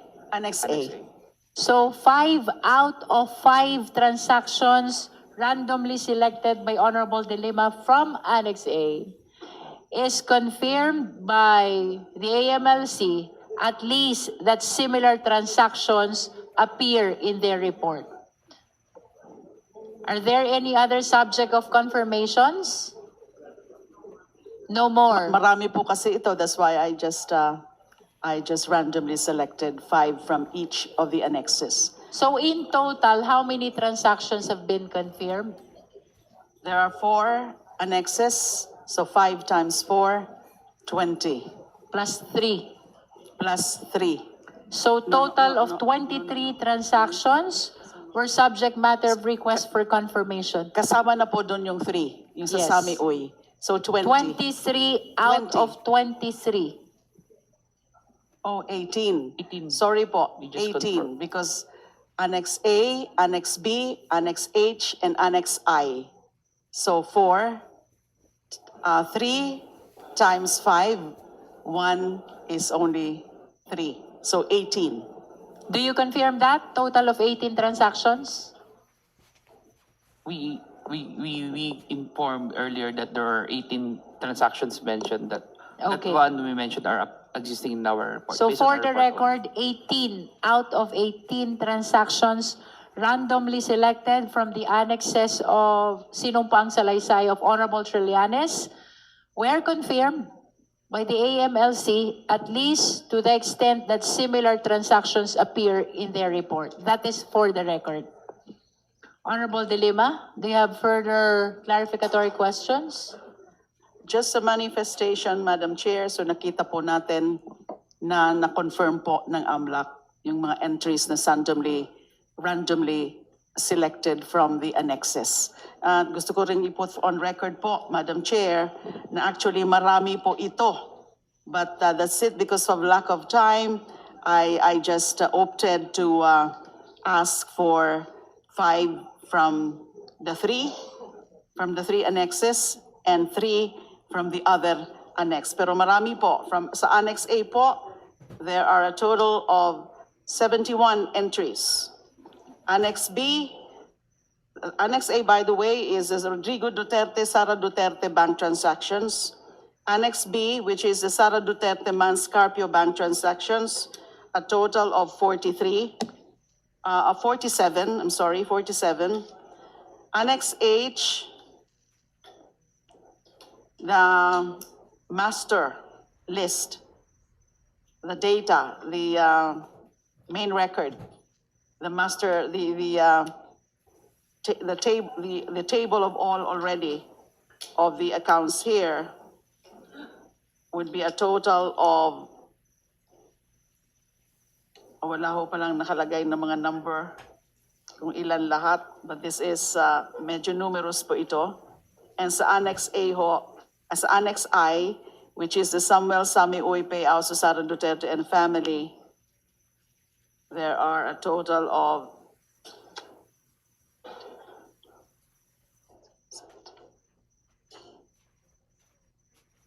20 entries. So marami po sila na mga transactions. So that is all for me, because this is just a clarificatory questions. I just wanted that, those clarified, particularly the confirmation. Very significant po yung pag-confirm nung lahat na randomly selected na entries. Thank you, Honorable De Lima. Any other member who wishes to raise clarificatory questions? The Honorable Abante and then the Honorable Sendanya. Thank you, Madam Chair. Senator Trillanes, Closer to the microphone, please. nabasa ko po yung salaysay ninyo at nahilo ako sa dami ng zero sa mga halagang binabanggit ninyo. Kaya gusto ko pong linawin natin para sa kaalaman ng mga ordinaryong Pilipino na napakarami po ang nakikinig na nanonood po ngayon. No? Mr. Senator, binanggit po ninyo sa paragraph 23 at 24 na si Vice President Sara Duterte at ang kanyang pamilya ay tumanggap ng daang-daang milyong piso mula kay Samuel Sami Uy. Tama ho ito, hindi ho ba? Yes, Your Honor. Naniniwala din po kayo na ito pong mga milyong-milyong pisong ito dahil lang po sa ang nagbigay po niya na isa Sami Uy, galing po yan sa droga. That part of the affidavit of the Honorable Trillanes? Yes. Yes, Your Honor. Okay, you may proceed. Yes, Your Honor. Okay.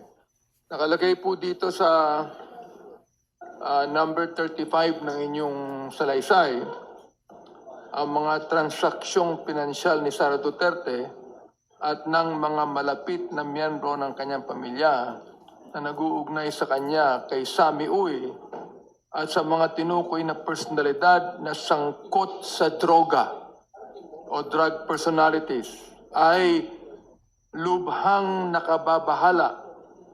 Hindi lamang dahil ito ay malinaw na paglabag sa konstitusyon at sa iba't ibang batas ng bansa, kundi malinaw din itong naglalagay ng malalim na pagdududa sa kanyang personal na integridad at kakayahan o moral capacity upang patuloy na magsilbi bilang pangalawang Pangulo ng Pilipinas. Ito po ay nabanggit po ninyo na malinaw.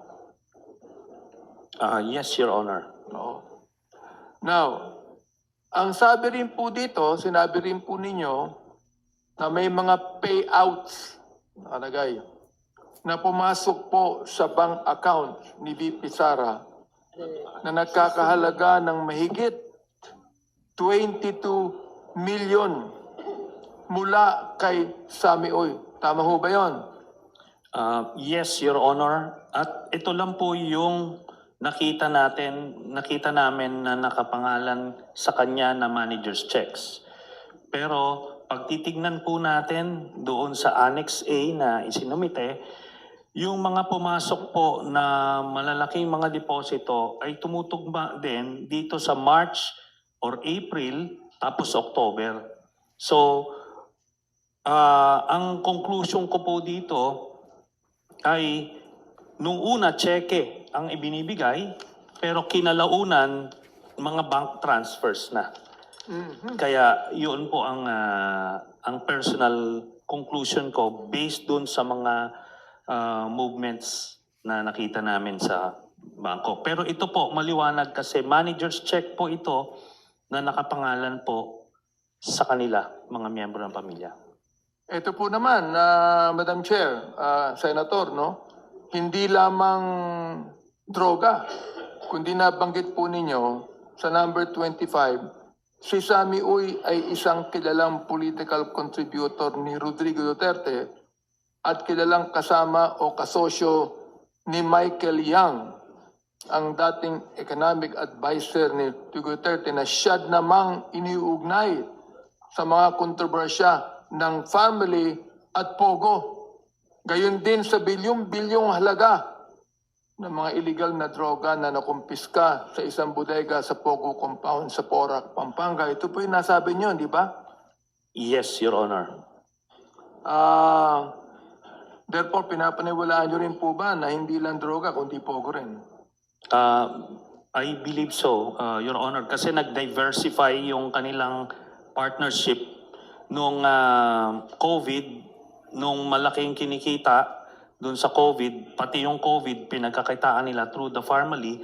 Tapos nung yung Pogo, windfall din ng pasok, nag-diversify din yung grupo nila, Sammy Uy, Michael Yang, sa Pogo rin po, Your Honor.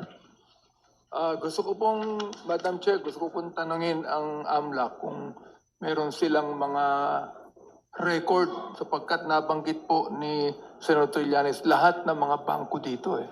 So I would like to find out, maaaring paulit-ulit po ang mga katanungang ito pero ito po yung napakahalagang malaman ng taong bayan. I'd like to find out from AMLAC kung natanggap po nila lahat ang mga bank records na ito.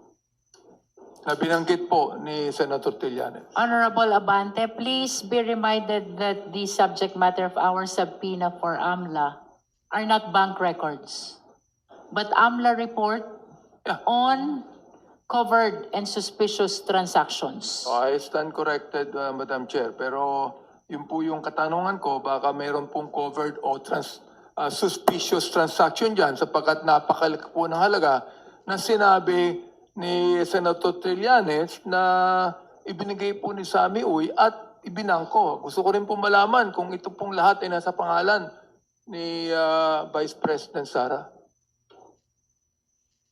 That is a question for AMLC, Honorable Abante.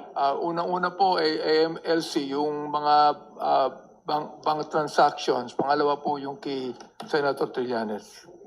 Madam Chair, may I confirm whose transactions are we referring to? Because as part of the subpoena, we are only limited to disclose transactions of Vice President and her spouse. So for any other transactions, we are not, well, we don't have it with us and we cannot even disclose it because it's not part of the subpoena, Madam Chair. We defer to AMLC on that. The inquiries with the AMLC should be limited to the Madam subject Chair. matter of the subpoena. I am not fully convinced with the answer of the AMLAC on this. Yes, Honorable I would Abante, like but to be very much convinced on this, Madam Chair, because it is a serious talk. This is an impeachment complaint, Madam Chair. And we're not trying to make the Vice President guilty, but we are establishing probable cause in all of these proceedings, Madam Chair. can So, you make gusto ko your lang question sabihin, for I'm just- AMLC specific? Yes, gusto ko lang sabihin na hindi ako masyadong kumbinsido sa binabanggit ng AMLAC ngayon. Yun lang po ang gusto sabihin. Okay. Pangalawa, yung pong tanong ko kanina kay Senator Trillanes. Opo. So, ito pong, nung file namin, itong si Sammy Uy, talagang siya ang tagabigay during the time ni Duterte. we have informants na nagsasabi na si Sammy Uy ang tagabigay talaga dun sa mga anak. Yung mga kinikita nila Michael Yang, so merong sosyo, may dividendo po. Yung bukod sa mga na-record sa banking system, meron din pong cash. So mabigat po yung naging partnership nila. Opo. So habang, Madam Chair, habang pinapakinggan ko po ang naging presentation at testimony ni former Senator Trillanes, I think it is important to put on record na ang narinig natin ngayon na hindi lamang haka-haka o mere accusation na walang basehan. Nakita po natin lahat ang ating nalaman dito. May basehan lahat ng sinabi ng resource person ngayon at bilang isang miyembro ng committee, ang takeaway ko dito ay simple lang. These are matters that deserve verification. Ang mga inilalahad ngayon ay nangangailangan ng mataimtim na pagsusuri. Hindi naman po natin sinasabi dito na ito na ang final conclusion. Hindi pa po. Subalit may sapat na basehan para sabihin na kailangan pa itong suriin ng mas maigi. May I continue on with my manifestation, Madam Chair? You may continue, Honorable Abante. Gusto ko lang pong sabihin sa aking manifestation,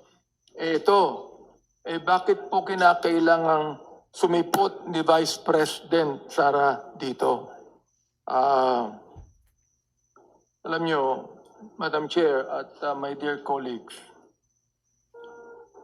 ang hirap sa atin, kapag ordinaryong tao ang may kaso, arrested agad.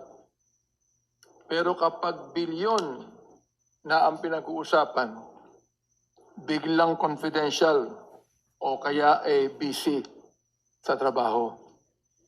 Iniwala po ako that when serious allegations are raised, Congress has only one responsibility: to act, to examine, to let the process move forward. Ako po, I am disappointed na wala ang ating Vice President. But I'm not surprised, Madam Chair. I'm not surprised. Pero mas maganda sana kung nandito siya sapagkat palagay ko nakikinig siya eh. Alam niya lahat ng pinag-uusapan dito eh. Oho. Now, the Vice President has shown a pattern. Matapang sa salita, pero umiiwas sa tanong. She is tough when speaking to media, when issuing statements, pero kapag haharap sa proseso, biglang nawawala. Madam Chair, this is not only about attendance. This is a preview of leadership. Sabihin ko ulit, a preview of leadership. Binanggit niya na gusto niya maging Pangulo ng Pilipinas. So ibig sabihin, pag siya Pangulo ng Pilipinas, hahayaan niya na pumunta lang sa media ang isang leader ng bansa upang sabihin ng mga bagay na ito kaysa siya ay humarap sa committee na siya nag-iimbestiga. A leader, Madam Chair, who avoids questions sends a dangerous message. That power is above accountability. Hindi pwedeng piliin lang kung kailang kasasagot. Public office demands transparency because, as the Constitution says, public office is a public trust, especially when the questions are quite serious. Now, we have seen this before. Toughness directed at those who cannot fight back Remember the sheriff Shipans. Matapang sa mga taong walang laban. Real leadership is tested when you face scrutiny, not when you avoid it. So batay po sa affidavit ni Senator Trillanes, Madam Chair, mahigit 111 million ang pumasok sa mga accounts ni VP Sara as of April 2016 pa lamang. May mga summary of deposits din na nagpapakita ng mahigit na 2.4 billion pesos na dumaloy sa account nila, silang dalawa, ni dating Pangulong Duterte. Now, this is not political harassment. Oh, Madam Vice President, hindi po ito chismis. Ito ay mga bank record na sinasabing similar sa hawak ng AMLC.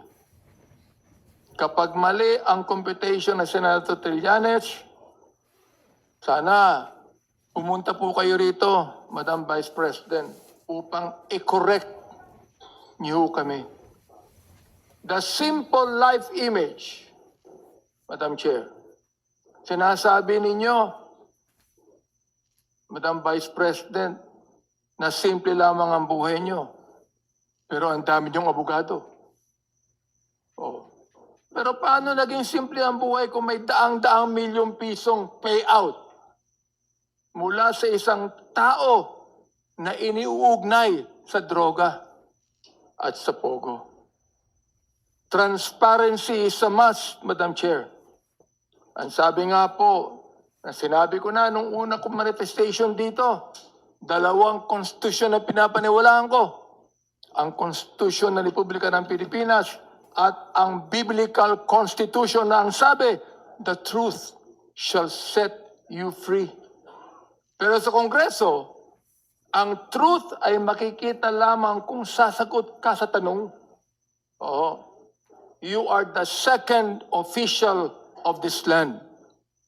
Hindi pwedeng sa video ka lamang sumasagot habang kami rito ay naghahanap ng katotohanan. Madam Chairwoman, it is high time for Vice President Sara to face these allegations of ill-gotten and hidden wealth. Ill-gotten and hidden wealth. Ayaw kong maniwala sana rito. But if the Vice President will appear here and explain all of these allegations, then we will be able to find out the real truth of the matter. Show us your SALN. Explain the Sami Uy checks. And prove to the Filipino people na ang yaman ninyo, Madam President, Madam Vice President, ay galing sa pawis, hindi sa payout. Huwag po tayong magtago sa sayaw ng tinatawag nating confidentiality. Yan lamang po ang aking manifestation, Madam Chair. Salamat. The committee notes the manifestation of the Honorable Abante. Honorable Acknowledge after Kong Percy. Honorable Sendanya and then Honorable Mika Gonzalez. Thank you. Thank you very much, Madam Chair. Good afternoon. Nasa siguro 8 oras na yata tayo ng conversation today. Pero sigurado po ako marami sa ating mga And we kababayan. have 2 more resource persons. Yes, Madam Chair, we'll keep it brief. Magandang hapon po, Senator Trillanes. Magandang hapon, Your Honor. Dito po sa sa Annex A, sa inyo pong sinupang salaysay, nandito po yung BPI Julia Vargas branch sa Ortigas. Ito po ba yung may confirmed na transaction dated February 25, 2010, similar to the transaction made by Sami Uy to Sara Duterte and former President Rodrigo Duterte? I will check on that. Yung kay Sami Uy kasi account po niya yun na binigay niya na in-encash na manager's checks nila Sara Duterte and the other family members. Pero yung sa Julia Vargas, ito yung main account na joint ni Sara Duterte and ni Rodrigo Duterte, Your Honor. Maraming salamat po, Madam Chair, Mr. Senator. Kahapon po kasi nabanggit ko kanina, nag-deposit po ako sa account na ito ng 448 pesos. So we'd like to request the Secretariat to kindly share and show to Senator Trillanes the deposit slip for him to confirm if this is the said joint account ni VP Sara Duterte and former President Rodrigo Duterte. Comsec, please approach Honorable Sendanya.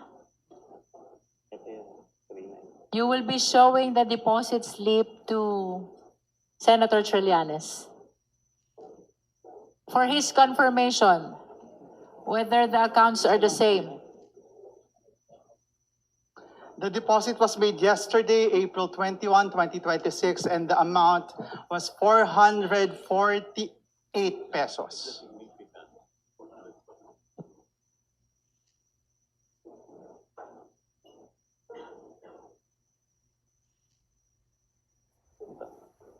Yes, I confirm, Your Honor, na this is the same account of the Sara and Rodrigo Duterte. Would you like to submit the deposit slip to the committee to form part of the records of our proceeding? Would like to submit the said deposit slip to the committee as part of the proceeding for today. Comsec, kindly receive the deposit slip.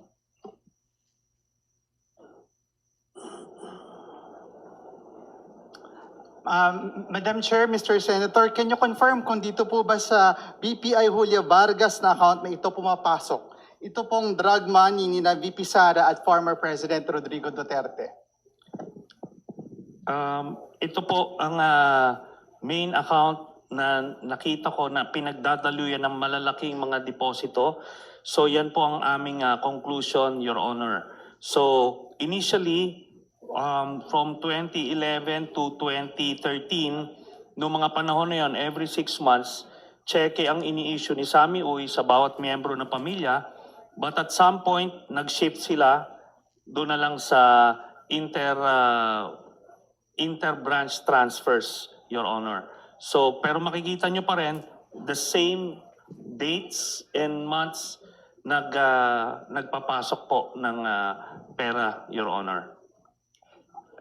Thank you, Mr. Senator. Madam Chair, for the record po, Mr. Senator, kung atin pong susumahin, magkano po kaya yung pumasok na pera mula po dito kay Sami Uy at doon pa sa ibang mga sources pagdating po sa usapin ng drug money? Ano pong estimate natin? Or kung may total po ba kayo, kung i-add natin ito?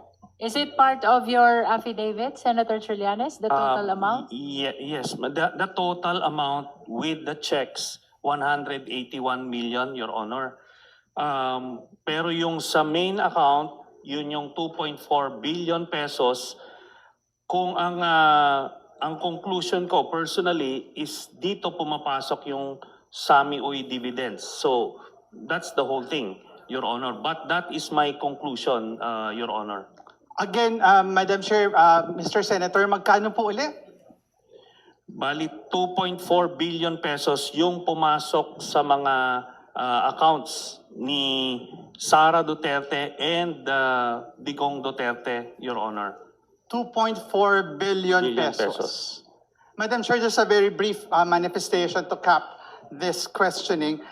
Sa impeachment hearing na ito, ang dami pa rin naiwan na tanong ng taong bayan. Marami pong nasagot mula kanina umaga hanggang ngayong hapon, pero mas marami po yung malalalim na tanong. Gaya ng, kung nagbigay ang isang alleged drug lord ng 100 milyong piso o pwedeng bilyong piso pa sa mga Duterte, ano po kaya ang kapalit? Again, kung sila ay tumanggap ng milyon o bilyong piso mula sa isang drug lord, ano po kaya ang kapalit? Pero po, itong tanong na ito, we can answer at patuloy natin sasagutin in the future. Pero ang sigurado ho tayo ngayon, ito ang sure tayo, walang nag-reflect na bilyong-bilyong piso sa SALN ni VP Sara. With the sworn testimony and AMLC's report, sana sapat na ho ang batayan ng House of Representatives. Sapat na we have already established enough probable cause in this impeachment case against the Vice President. Dapat po sagutin ito ni VP Sara sa Senado at dapat po siyang managot sa taong bayan. Thank you very much, Madam Chair. Thank you, Honorable Sendanya. Now we recognize the Honorable Mika Gonzalez. Thank you, Madam Chair. So given that we have two more resource persons, I will just make my questions very brief. No? I would like to address my question to former Senator Trillanes. No, Senator Trillanes, nag-file po ba kayo ng complaint laban kay VP Sara before the office of the Ombudsman? Yes, Your Honor. Nag-file kami last January and it's part of the annexes na isinubmit po namin sa Committee Secretary, Your Honor. Thank you, Madam Chair. Pangalawang tanong po, ano po yung relasyon ng salaysay ninyo ngayon versus po dun sa final yung complaint sa Ombudsman? Ang paniniwala ko po kasi, ang impeachment is basically administrative in nature. So ang penalty niya is only removal from office. Pero yung final namin po na criminal complaint, ito po may penalty ng pagkakulong. Although yan po ay magiging desisyon ng Ombudsman kung ipo-pursue niya yung investigation at kung matuloy po yung conviction dito sa impeachment case, Your Honor, ay pwede nang isampa yon sa Sandigan Bayan pagka natapos na po yung investigasyon po doon. So, kwan po siya, it can go hand in hand, Your Honor. Thank you, Madam Chair. Last question na po. Gusto ko lang po itanong kaya sa ating resource person na Senator Trillanes, pareho lang po ba yung ebidensya na sinabmit po ninyo sa Ombudsman doon po sa annexes ng iyong affidavit na pinasa po dito sa House? Hindi po. Kasi doon po sa final namin sa Ombudsman, may graft cases yun, graft and plunder cases. So ibang body of evidence po ang sinumiti namin. Pero galing din po karamihan dito doon sa investigasyon ng Quadcom at ng Committee on Good Government po ng House of Representatives. So yon iba po ang focus noon. Dito po itong ang naging primary role is yung sa ill-gotten wealth at yung involvement nila sa illegal drugs, Your Honor. That will be all. Thank you, Madam Chair. Thank you, Honorable sir. Gonzalez. Salamat po, Your Honor. I think we have raised more than enough clarificatory questions to our resource person, former Senator Sonny Trillanes.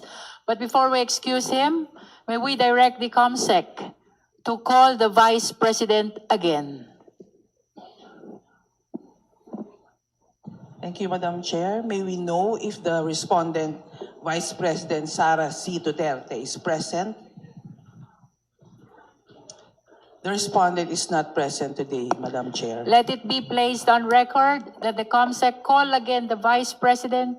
That is for the purpose of the committee to be able to cater the opportunity to present her evidence, including counter evidence, including as well raising clarificatory questions to resource person, former Senator Sonny Trillanes. But of course, that should be done through the justice members. That is for the record. With that, with the indulgence of the justice members, we are now excusing former Senator Sonny Trillanes. Maraming salamat po for dedicating your time in this committee. May we know from the justice members if you have additional clarificatory questions for the Ombudsman? They've been here since this morning. No more? With the indulgence of the members, we will be excusing the representatives from the Ombudsman. Maraming salamat po for spending so much of your time to the Justice Committee. On behalf of Ombudsman Remulla, thank you so much for your honors. Before you leave, Ombudsman Representative, there's additional question from DS JJ Suarez. Yeah, thank you, ma'am. I just want to take this opportunity to thank the Ombudsman I just wanted to find out, last week kasi nagkaroon kami ng hearing at doon sinabi ng COA na lumabas na yung desisyon nila na dininay po nila yung motion for reconsideration or appeal ng VP regarding confidential funds. So therefore, pinasasaoli po nila yung pera doon sa mga individual kasama na po yung Vice President. Ano na po bang naging action ng Ombudsman's Office doon? Your Honor, we're only here to testify about the existence of the silence of the Vice President. Okay. Thank you. Thank you so much. With all due respect. Sorry, ma'am. Probing. Okay. Any more question for the Ombudsman? Because if there's none, we will be excusing them. Okay? So silence means yes, the Ombudsman is excused. I saw E.D. Buenaventura also making gesture to be excused. May we know from the members if you have other clarificatory questions for the AMLC? No more. So the AMLC is likewise excused. Maraming salamat po, Ombudsman and AMLC, for spending so much of your time dito po sa Justice Committee.